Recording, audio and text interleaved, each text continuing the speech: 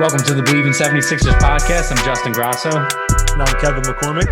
And this is a podcast dedicated to covering the Philadelphia 76ers on the Believe Podcast Network. Kev, we are in mid-August right now. We are finally 2 games into the most exciting time of the year, the NBA Summer League. We knew heading into it that the Sixers were going to have maybe one of the most exciting teams in the entire, I guess, tournament or showcase, whatever you want to call it. And so far, based on what we've seen, it has lived up to the expectations. No doubt. They've definitely been a fun team to watch. And I think it kind of showed the experience factor, I would say, is showing out. If it makes any kind of sense, the Sixers kind of have an older, young core. I mean, when you're looking at guys like Isaiah Joe, Paul Reed, Petrosev, these are all guys who have kind of extended college careers. So the young batch, while some teams might have a lot of 18 to 19 to 20-year-olds, the Sixers core is, more of like the 22, 23, 24 outside of Tyrese Maxey and Jaden Springer. And I think that's really showed so far. Yeah, that, and obviously, with last year's draft, we all say Daryl Morey hit a home run. They got 3 guys that really picked up some kind of notable minutes last season with, COVID-19 and the injuries that occurred and whatnot. So it's definitely showing. Obviously, 3 guys that we had our eyes on heading into it was Tyrese Maxey, Isaiah Joe, Paul Reed, because they come from that class. And even though they're heading into their second year, this is their summer league debuts. And I mean, really, all 3 of them, I think, have not only lived up to expectations, but have kind of blown them away a little bit too. Yeah, it's been so fun to watch. And again, I think that experience comes in. To be completely honest, Tyrese Maxey doesn't really need to be playing in the summer league. This is a guy that was breaking down players in isolation in the postseason, a month and a half ago. Right. He doesn't really need to be out there now. I think coming into this, many expected him to look like the best player on the floor. And I think when he's out there for the most part, he has looked like that, which has been great. And then guys like Isaiah Joe and Paul Reed have shown great promise. And I think if you're the Sixers staff, you should be more than pleased from what you saw so far, because Maxey, Reed, and Joe are all guys who are going to have a chance to compete for rotation spots and rotation minutes this upcoming season. So seeing them kind of dominate and look like the top guys on the floor pretty much their entire time out there is a very encouraging sign, with training camp being just a few short weeks away. Yeah, so they started the summer league with a game against the Mavericks, and I mean, it wasn't even close. It was like halftime, stop the damn fight. It was bad. It was a blowout. And then things got interesting with the Hawks, and it was kind of one of those things where it's not a revenge game for the Sixers because it's summer league. Like no one in summer league's thinking about that, that 7-game series that happened a few months ago. But I mean, after the first half where the Sixers kind of struggled and it looked like, all right, they might kind of roll over on this one, Paul Reed comes out. Paul Reed showing you like, listen, I'm the G League MVP. I'm here to win it here too. And then Tyrese Maxey showing some resiliency, and then Isaiah Joe just doing what he's been doing since the summer league started, and they defeat the Hawks in overtime. And we were laughing about it before we come on here. Overtime summer league basketball wasn't exactly ideal for those on the East Coast when we're up at midnight trying to watch summer league ball. But I mean, that was, I joked about it on Twitter, must see TV, but I mean, it was definitely like very promising to see. Absolutely. And I mean, credit to Paul Reed. I don't want to say he's the sole reason that they won that game, but he definitely did play a huge factor in that. I think he did a lot of the little things early on, because part of where the struggle came in the beginning of the game was just shots just weren't falling. I believe they missed their first 9 threes of the game, and they found themselves down early. But Paul Reed was a guy who was hustling on the glass. I believe 6 of his 12 rebounds for the game were offensive. We saw him kick off the game with that monster putback slam. And I think just that energy that he brought, he set the tone on both ends of the floor. And I think doing those little things just kind of helped keep things stagnant and not get to more of a doomsday situation, to where once the shots started to fall and things got in a groove, it allowed them to really take control of that game. Yeah, it was like Paul Reed got them back into the game, and then Tyrese Maxey and Isaiah Joe just like stomped the Hawks out. Like that was it. Because once they got into overtime, it was done. Yeah, no doubt. And listen, how about Isaiah Joe? He has arguably been the biggest surprise. I think everyone expected him to play well, but he has just been shooting the lights out. We've seen him break out step back threes. We've seen multiple 4-point plays, and just the confidence he's showing and the range and the growth from being a secondary ball handler. We're seeing flashes of facilitation. I've been more than pleased from what I've seen from Isaiah Joe, and I think he's going to keep continuing to creep up into that conversation of, is there going to be a point where we're talking about Isaiah Joe needing to play over Furkan Korkmaz? Ooh, the guy that just re-signed on a 3-year Yeah. deal, fully guaranteed. Listen, he's impressed so far, and with the way things are shaping up now, I feel like when you're looking at roles in the rotation with the spots that are going to be available, if Isaiah Joe's going to jump somebody, it's going to be Furkan Korkmaz and filling in that role of 3-and-D, secondary ball handler kind of role off the bench. Yeah, so we're gonna have to give Elton Brand a lot of credit for that, because that was clearly an Elton Brand guy. Because he made the promise. Isaiah Joe got the promise before Daryl Morey was the Sixers president. So that's an Elton Brand pick. So how about applause for Elton Brand there. So now we're talking about last year's draft selections. This year the Sixers got 3 more guys. And the first round pick, Jaden Springer, has been a starter for the last 2 games. Now, it's kind of hot and cold where, people are judging him. Some, I told you the first game, 5 minutes into the game, everyone's like, he's terrible. He's not good, this and that. And then there's other people that are saying, well, he's doing some very good things on defense. He's showing some promise on offense after kind of getting his feet wet. What have you kind of seen from Jaden Springer? I've been really blown away with the defensive versatility he's shown. I think he's very fundamentally sound as a defender. He's very I'm trying to think of the word, discipline as a defender. I think he's been very strong in that sense of being able to slow guys down, and guys aren't really pushing him around, which is impressive for somebody that's so young. Offensively, it shows that he's going to be a project. You're reminded, pretty easily that he's an 18-year-old and that this isn't something that's going to happen overnight. But still, that being said, I think the comfort level he showed in the second game compared to the first game was there. We saw him put the ball on the floor a little more. He had some nice acrobatic finishes at the rim. And it's just one of those, you're really not going to know what you have in Jaden Springer until at least 2-3 years down the line. When he shows nice flashes, be excited about them, but then you can't get too caught up in them because you're quickly reminded that he's still so young and that he's going to be a work in progress. But I've been more than impressed from what he's shown defensively. And I really believe that day one, he could be a more than above, or I wouldn't say above average, but a more than average defender at the NBA level. Yeah, I think what people need to understand is that when we talk about last year's draft class, like the Sixers got very spoiled. Like Tyrese I don't think anyone expected this. Like, what was he, 19 when he came out? Yeah, 19-year-old to come in. I mean, we all know Kentucky players are good, but no one expected that. No one had those kind of expectations. So he just kind of blew everybody away. And now it's kind of left the bar so high for Jaden Springer.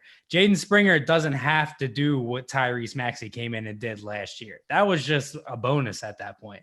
So it's just like you said, he's still young. He only played 1 year in college. It was a strange season. It was a shortened season. It wasn't a real NCAA environment. And he doesn't have to be that guy right away. Like he can come in and just develop, play in the G League and just kind of get his feet wet in the NBA. Yeah, and we've seen how well the Sixers have done with developing talent. I mean, look at a guy like Shake Milton, who bounced around from the Sixers and the Delaware Bluecoats through the early parts of his career and then became a more than suitable guy. I think Jaden Springer has all the nice foundations. He's confident as a ball handler. He's already a great defender. The offensive game and the shot are things that are going to take some time. But like you said, you're not really in any particular rush. I mean, yes, the Sixers are trying to compete for titles now, but the roster and those roles are already filled. Now you just have this guy in Jaden Springer who, could potentially be a suitable player for you down the line. It's just filling the pipeline with good young talent. And I think that's why that taking the chance on him and seeing what he could become in a couple of years was the right move at 28. For sure. And speaking of this year's draft class, obviously we saw Springer, we saw Filip Petrusev. I'm saying it how you want to say it because I still don't know. Because you listen to the games and it's like one announcer says it this way, another announcer. So I don't know. I really don't know. But Filip Petrusev, has also played. But one guy who hasn't played is the 53rd overall pick, Charles Bassey out of Western Kentucky.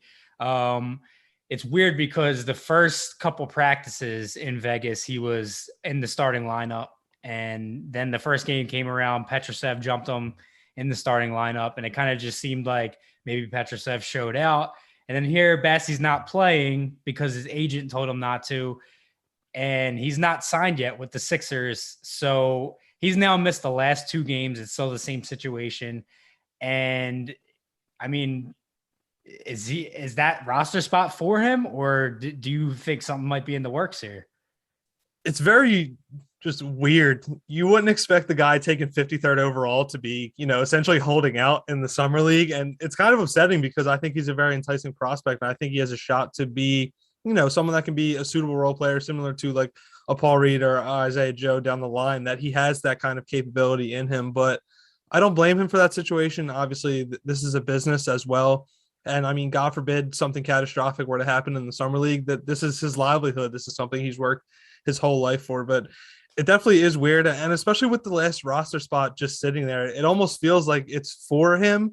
I don't know. Maybe they're still working out the logistics of a deal of, finding a suitable price for him. But the whole situation is very bizarre for a second round pick. It's definitely, well, because usually that second round pick would get like a 2-way deal. Yeah, but exactly. As soon as the draft ends, they sign Aaron Henry and then they bring in Rajon Tucker. And then now you just got this guy who's just not playing. Mm-hmm. So like you said, I mean, smart decision. Obviously you shouldn't play if you're not locked in and guaranteed. I tried to poke around. I'm getting nothing. I have no idea what's going on. Like, just to be transparent, like, it's very strange. Like you said, like, second round pick, and he's just essentially holding out because the Sixers just haven't signed him yet. So it's one of those things where I really don't know when there's going to get clarity on this. There's only 5 games in the summer league total. So, just a few more left. The next one's tomorrow, which is Saturday. So I don't know if this gets resolved in time for him to get those much needed summer league minutes. So it's definitely something to monitor. And it's a very strange situation, but maybe that last roster spot is for somebody who's also showcasing his skill set in Vegas. Lance Stephenson is trying to make a wonderful comeback to the NBA. And while he's out in Vegas, he's smart, knows that all the executives and personnel and coaches and players are out there. He's going to hold a private workout in Vegas. I think it already happened Friday morning. I think it was supposed to happen. And the Sixers were among several teams that were in the building to check out Lance Stephenson. How about it? Could you imagine the content with Andre Drummond and Lance Stephenson off the bench? Are the Sixers secretly trying to build like a meme team? I don't know. It's very interesting, but listen, people have been shooting off just insane takes since Chris Haynes tweeted out that report. And while I'm just looking at it more of Daryl Morey is just doing his due diligence. We just talked about the roster spot is there. This is a guy who was a key piece of a playoff team, not too long ago. He's 2 years removed from the league. He's only 30 years old, so you would assume that there's still something left to give in the tank. And listen, the Sixers need ball handling, shot creation on the perimeter. They need more guys who can put the ball on the floor and make decisions.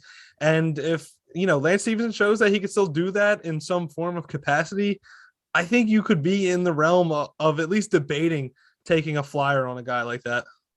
Yeah, so I mean, I'm like pretty sure they're not going to sign him. Yeah, I mean, I'm not holding my breath for it in any sense. So I mean, you said keywords, due diligence. We say it every single time. A good GM's just going to check everything out. There's someone that's on the trade block. Call it. Why not? Say, hey, what do you want for this guy? Oh, this guy's working out. Let's go check it out. You're already in Vegas. What are you going to do? Right. Yeah, you're already there. The casino. You might as well go to a Lance Stephenson workout. I'm sure he's doing some funny stuff there. You might, who knows? He might look good and you might say, hey, Charles Bassey, sorry, we're not going to sign you. We're going to bring in Lance Stephenson because he would probably be a legend in Philadelphia. That's like Corey Brewer 2.0, I feel like. It definitely could have that type of potential. Yeah, he would just get like the crowd roaring for him. But anyway, moving on from Lance Stephenson, what was it? Yes, it was yesterday. So Thursday, Danny Green was reintroduced to the the Philadelphia media, and really hilarious how it all went down. He was, I don't know where he was exactly, but he was being told he had to take a drug test. So he's just wrapping up his drug test, gets on the Zoom call from his phone, and in Danny Green fashion, giving us like ridiculously long answers to every question. He's very elaborate. And, just few key things he said. Other teams were interested, which was obvious. We already knew that. And he said it was a weird free agency that really you're either getting overpaid or grossly underpaid. So he was just kind of finding that middle ground. Few teams that wanted him, I guess that were contenders, couldn't really afford him. Do you remember the team specifically that he said? There were a couple. He mentioned both Dwight Howard and George Hill trying to recruit him to LA and Milwaukee. Brooklyn was a team he cited. Chicago, he said Golden State were among the teams trying to work out a sign and trade. It was a pretty long list. I believe he said Cleveland and Charlotte reached out at points as well. So the market was definitely there for Danny Green, which is not surprising at all. Yeah, definitely.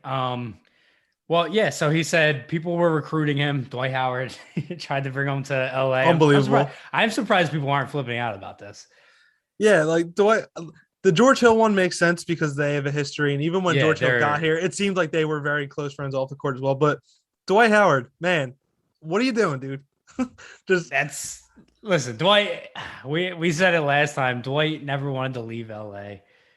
Yeah, he's big on the Lakers. Like, yeah, he had fun. Or no, he was on vacation last year. Yeah, he was on vacation last year. Unbelievable. I'm actually genuinely surprised that there's not a lot of outrage. There wasn't that much blowover from that. I saw a lot of people who were just like, "Oh, that's all right." Dwight Howard was great in his role last year, and I was kind of like checking the pulse of the city. Like, is Philadelphia okay? That is like that's almost legendary status. Yeah, that's legendary. He said playing here was like he was on vacation and people were just okay with it. I couldn't believe it. Sixers Twitter, what happened during that whole week? Were you guys on vacation? Did nobody care? Did nobody want to get riled up that Dwight Howard said playing here was like a vacation? That was just I tried to recruit Danny Green. Not to mention you're trying to take Mr. Three Wings with you. No, sir. You can gladly go back to LA if that's what you want, but Danny Green is staying here. Yeah. For the next 2 years or one. The other one's not guaranteed. So we'll see how that goes. But in addition to guys like George Hill and Dwight Howard trying to recruit him, Joel Embiid and Tobias Harris were letting him know, like, listen, you got to come back. Like, come on.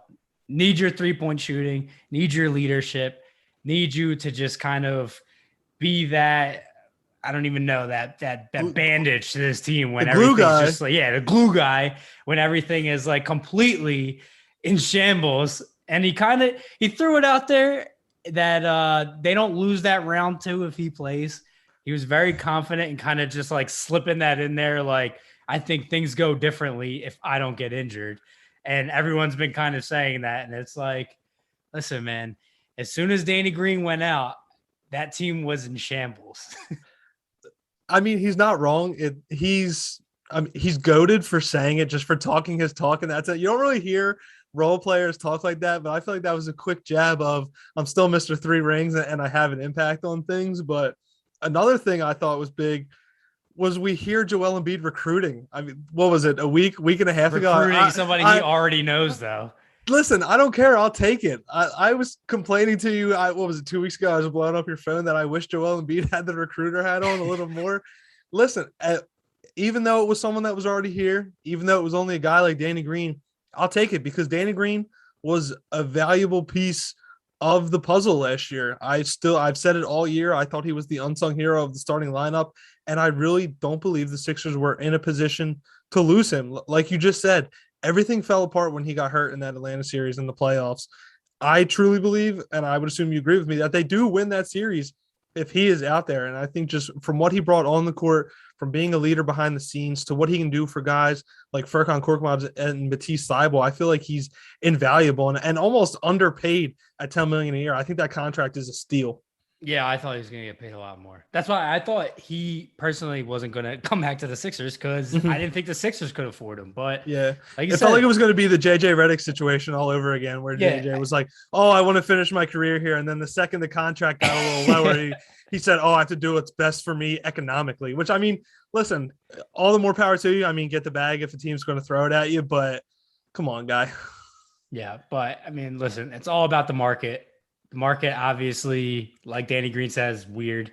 You're either getting overpaid or underpaid. He kind of took that middle ground, returns to Philly. Good value for the Sixers. Very team friendly deal.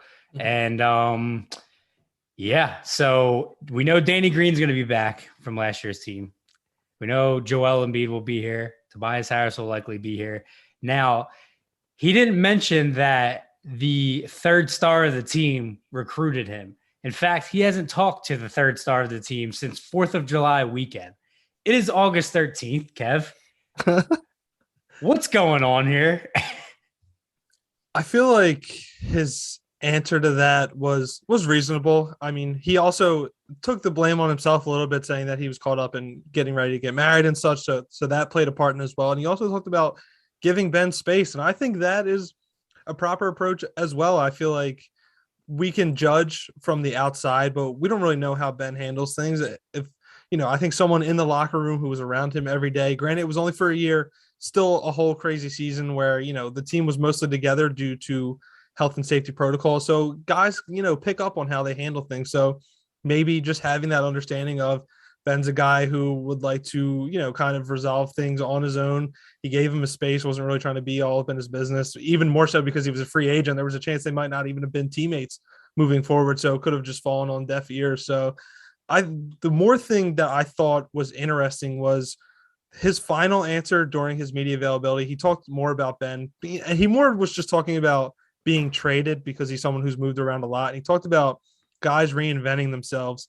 And he talked about that's part of the reason why some players request trades is they feel like they can't do that where they are. They need to go somewhere else to reinvent their game. But he was almost kind of talking directly to Ben with some of his quotes, saying that players don't always need to go somewhere else to reinvent themselves. They can work hard behind the scenes and bring new elements to their game and kind of help change their narrative. So although it didn't sound great at the beginning when he said he hadn't talked to Ben in about almost 6 weeks now, it did feel by the end of it that he still wanted to play alongside him moving forward and was still kind of secretly rooting for him.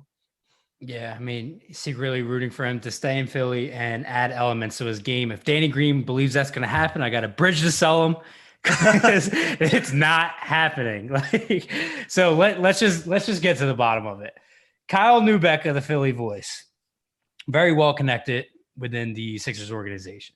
So he's been kind of monitoring the Ben Simmons situation based on what he's hearing off the internet and seeing, okay, this national reporter puts out this trade that might have been discussed. So this specific one I'm talking about had to do with the Spurs.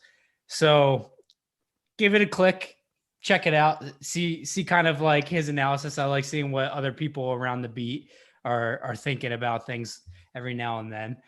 And he just throws in this little tidbit that no one has talked about. Like he could have made a whole big thing about this, and he just sprinkled it in there. That Ben Simmons and Doc Rivers have, like, their relationship is in shambles and might not even they might not be able to repair it. Where the hell did that come from? Things have definitely gone the complete opposite direction. We also need to bring up that, as crazy as that sounds, you can even add more to it because, rewind to the first round series against the Washington Wizards. And after a game, Doc Rivers went as far to say that Ben Simmons was a treasure. Yeah, that was game one. And you're telling me months later now that their relationship is untenable? I mean, what possibly could have happened? I know everything that went down after the Atlanta series, and Doc may have not said some flattering comments, but Doc was the guy that defended him tooth and nail all season. People came for Ben Simmons' head way before the Atlanta series. There were struggles all throughout the year. And, tried and true, Doc Rivers stuck with him and believed in his talents and still thinks that he's a premier talent in this game right now. So to hear that their relationship is just going amok, it is very, it's bombshell worthy. I agree. He could have done a whole, expose about that. And the fact that it was just a minor tidbit of one article definitely is crazy. Yeah. Well, let's rewind, right? Brett Brown was the Sixers head coach. He's somebody who defended Ben Simmons like all the time. You ask Brett Brown about Ben Simmons and his 3-point shot, and Brett Brown's going to immediately shoot it down, basically tell you you're being ridiculous. Why do you keep asking me about this? The one time Brett Brown decided to say, you know what? I want Ben Simmons to just shoot a 3-pointer at least once a game. That's all I'm asking for. Tell his family, agent, friends, blah, blah, blah. From then on, Ben Simmons doesn't like Brett Brown. Brett Brown spent years defending this guy. And the one time he made not even a bad comment, really just like, you don't listen to me behind the scenes, I'm going to call it out in the media. He did it as respectfully as possible. At that point, it was reported that Ben Simmons, essentially Brett Brown lost Ben Simmons. He doesn't even want to try to fix anything with Brett Brown. That's it. He's done with Brett Brown. So Doc Rivers comes in. Obviously, we talk about how it's been kind of disappointing that Doc Rivers didn't come in right away and make it known that, hey, I'm going to tell you how it is. I'm going to tell you what you need to do, and I'm not going to coddle you. Obviously, Doc Rivers did the complete opposite. He coddled Ben Simmons all season long, and it's just Ben Simmons. Like, Tobias Harris is somebody who played fantastic under Doc Rivers this season, and Doc Rivers would throw Tobias Harris under the bus because Tobias Harris can handle that, because Tobias Harris knows how to take criticism. Ben Simmons clearly does not. So Doc Rivers, I mean, you talk about the Wizards series. What was the game that they lost? It was game 4. Yeah, game 4. That was when the Hack-a-Ben thing all started. Yeah. Doc Rivers, I think, owes some people in the media an apology for the way that he reacted. Because remember the whole, you want me to take Ben Simmons off the floor? I think that that's ridiculous. And then, a couple games after that, he starts taking Ben Simmons off the floor, and, we won't even go there. Doc Rivers kind of overreacted to a situation. He was like, he had reactions to things that weren't even said. Like, yeah. Remember D-line? In all fairness, I never said that, Doc. But so like the way that he defended Ben, and then the fact that the one comment that he made, because I'm assuming this is when it happened, is when he said, when I forget who asked the question. They asked him, can Ben be a point guard on a championship winning team? Doc said, I don't know. And the best part about that is Ben Simmons' whole shtick these past few years is, oh, I'm not a point guard, I'm a basketball player. I don't have a position. So if that's your view, that you don't see yourself as a point guard, you see yourself as this hybrid guy who can be used in all these different ways all over the court, why does it matter if your coach says, well, let's be real. Why does it matter when your coach says, no, you can't be a point guard on a championship winning team? But when Doc said, I don't know, it was his polite way of saying no. If he felt that Ben could have been, he would have simply said yes. That's my stance on it. But the fact that, Doc and Ben talked about that he's positionless, that he doesn't really have one set spot on the court, that a comment as little as that was the tipping point. I mean, that's at least what we think. Maybe sometime in the exit press conference. We don't know what happened behind the scenes, or things could have been said throughout this offseason, but through what we've seen and what we've heard, that is the one comment where it's really the only time all year that Doc has gone against Ben. So if there was a tipping point, publicly, that had to be it. You have to assume it's it, right? Because that's where things went wrong with Brett Brown too. Like that was kind of the tipping point with them. So it's like I really hope it's not, though. If something that little was the tipping point, just I don't know. I'm gonna hope that it's not, but if it is, I'm just gonna shrug my shoulders at this point. It's just I don't even know what to say to it at this point. Like I couldn't believe that when I read that. Like, really? That this guy has defended you all season long. Like when he shouldn't have, really. I mean, like you're an all-star, you're a pro, you should be able to take some sort of criticism. Mm-hmm. The fact that like they can't even like repair their relationship now, even though Doc Rivers literally coddled and babied him and defended him at every chance. Like Doc Rivers was getting super defensive. Yeah. If you ask even just the slightest question, like, hey, should Ben be more aggressive? Like he even like Ben said, I need to be more aggressive. And Doc went against it. Yeah. No. So it's just like, man, really just one comment will set you off and Not to make mention, you not want to play for him anymore. In the offseason, Doc was even caught on record saying he wanted Ben back. There was a story on TMZ where someone caught up with him and they asked him more about Ben Simmons. And Doc said he believed in him and that he wanted him back on the Sixers this season. So, listen, I mean, we only see what's on the surface. We don't really know what goes on behind the scenes. But it is very shocking that Ben has almost cut off all ties with the guy who defended him tooth and nail all season, pretty much up until the end.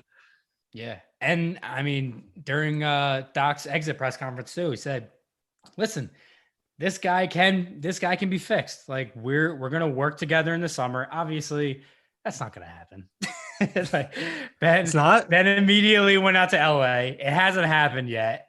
But we've already got the videos. We got the workout videos. We can check that off. Not with Sixers personnel. You got it with Ben's personal trainers. The same guys have been working them out for the last however many years. All right, this might be a reach though, but it's probably going to be Rajon Rondo was a guy that Doc Rivers talked about a lot this season. It actually shocked me how much he brought Rondo up throughout the course of the season. I see where you're going. Doc sent Rondo. Oh, no, come on. Listen, I don't know if Doc sent Rondo. Maybe it could have just been a wink and a nudge. But listen, Rondo is a guy that people have compared Ben to through the years.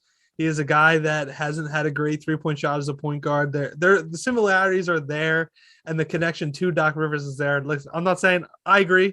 It could be a reach, but Rondo is a guy we haven't seen Ben with before, and now they're working out together. Now, who knows? Who knows? I'll assume that it's more coincidence because I don't know if who is it, Chris Johnson that he trains with? Ben? Yeah, Chris Johnson. I don't know if Rondo trains with him, but I could be wrong here. But didn't Tyrese Maxey like train with Rondo leading up to the draft last year? He might have.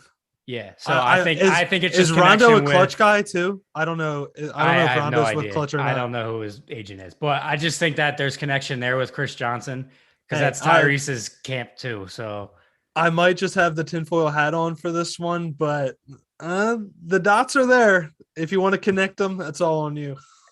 This guy thinks Doc Rivers is getting Rondo. Oh man, that's funny. Hey, listen, I'm just throwing stuff out there. I mean, okay, you're looking on the bright side. I feel it. You can't say that there isn't there's a little bit there, even if it's just extremely minimal. I mean, you never really know. No, you don't. I'm rolling with it's coincidence. I think Rondo has connections to Clutch and Chris Johnson. I mean, you're probably right, but I just felt it had to be said. So, I mean, with all that, we don't really have anything else to add with the Ben Simmons saga because, again, waiting on Dame Lillard. What is going on? What is going on? Almost too patiently.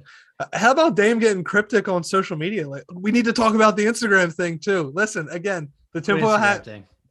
After the Olympics, the tinfoil hat may be coming back on, but Damian Lillard posted all his Olympic photos after the gold medal game. Most of the pictures were with Team USA teammates. There were 2 non-Team USA players in that Instagram post. One was Nick Batum. They were teammates together in Portland. The second one, none other than Matisse Thybulle. We didn't talk about this? No, we didn't. No, we did not. Interesting. And Dame's been super cryptic on social media lately, so hopefully it's coming soon because if he runs it back with that Portland team, it's almost a disservice to his prime years. But listen, he was posting pictures with Matisse Thybulle. Again, just going to throw it out there. Matisse is a nice guy. Matisse is a super nice guy. Yeah. I'd want to take a picture when he doesn't of lose Thybulle. Game 7. Yeah. He's a competitor. He is, yeah, he is. Congrats to Matisse too, by the way, bronze medal. Listen, yeah, looked phenomenal doing it as well. I mean, a lot of impressive showings. I think being around vets like Patty Mills and Joe Ingles, I think it's going to be great for him. Carrying same thing that we were talking about with these summer league guys of just building that momentum into training camp. I think this Olympic experience could do the same for Matisse Thybulle. Yeah, maybe Dame was kind of just giving him pointers on like where to go in Portland when he's out there. And then Matisse was kind of giving him pointers like, hey, this is what you do when you're in Philly. And then the swap will come, including Ben Simmons. So who knows? But this Ben Simmons saga this has to break at some point. When is training camp? September. What's the date of training camp? I don't even know. I think I want to say it's the first week of September. First week of September? It might be. I thought it was the last week of September. Oh, is it? Yeah, I'm pretty sure it's the last week of September because the preseason starts like mid-October-ish. Well, no, the season starts on October 19th. Does it usually starts around Halloween, but I believe the 19th is opening night this season. Interesting. All right. Well, whenever let's settle for the middle. Except you said the beginning, I said the end. We'll just assume it's the middle. All right, mid-September. Either way, sometime in September there will be a training camp. Either way, around the corner is training camp, and Ben Simmons is still a member of the Sixers. Daryl Morey's price tag is still sky high for him for all teams not named the Portland Trailblazers or the Washington Wizards. And I mean, we have to find the finish line with this at some point, right? I think so. I'm still in the point of it's a when, not an if. There has to be a breaking point with all the stuff pouring out. Granted, you have to take it with a grain of salt and look at where it's all coming from. We saw what Kendrick Perkins said about, Ben Simmons being willing to sit out camp if he's not traded yet. And Jason Dumas has been saying that there's been no communication between Ben and the Sixers and that everything's done through Rich Paul now. And I stick with the point of Rich Paul is the most powerful agent in the NBA. If he wants a player traded, that player is going to get traded. So I truly feel that it's going to come before we hit camp. Yeah, it has to be. And what the trade looks like, I have no idea at this point, but I do think it happens. Yeah, I still think Daryl Morey's going to hold out for a superstar. If Dame Lillard doesn't become available, then it is what it is. Mm-hmm. It might have been Kyle Neubeck too, who also said that Daryl Morey isn't afraid to kind of have things be a little awkward at the start of the season, meaning having Ben play. I don't know if that was Kyle. Now I'm thinking about it. It might have been someone from The Athletic, but I don't know. To me, it sounds like Dame Lillard's going to give Portland a shot this year at the very beginning. Like this is going to be like James Harden, Houston. Yeah. Do we see a trade in the first month of the season? Yeah. That's my best guess is Dame's going to kind of go in and say, all right, I'll give it one last shot. He's going to give it like, I don't even know how many games Harden played, like 10 maybe. Yeah. And then he's just going to be like, well, Harden played like 2 and then he pouted and kind of just walked up and down the court for the last 8. Yeah, I don't think Dame will pout as much, but I think it's going to be like a few games and he's just going to realize like, all right, it's time. Like, that's it. Yeah. And I think the Sixers will just have to deal with the awkwardness of Ben Simmons. If he shows up or not, you'll just have to deal with that. It's the beginning of the season. Doesn't matter that much. What matters is what happens when the playoffs roll around, their playoff team with or without Simmons. So we'll talk about it when we get there, but that's all we have for today. Kev, drop your Twitter handle. It's at KevinMCCNBA. And mine is at JGrasso_. And we'll talk to you next week. Thanks for tuning in.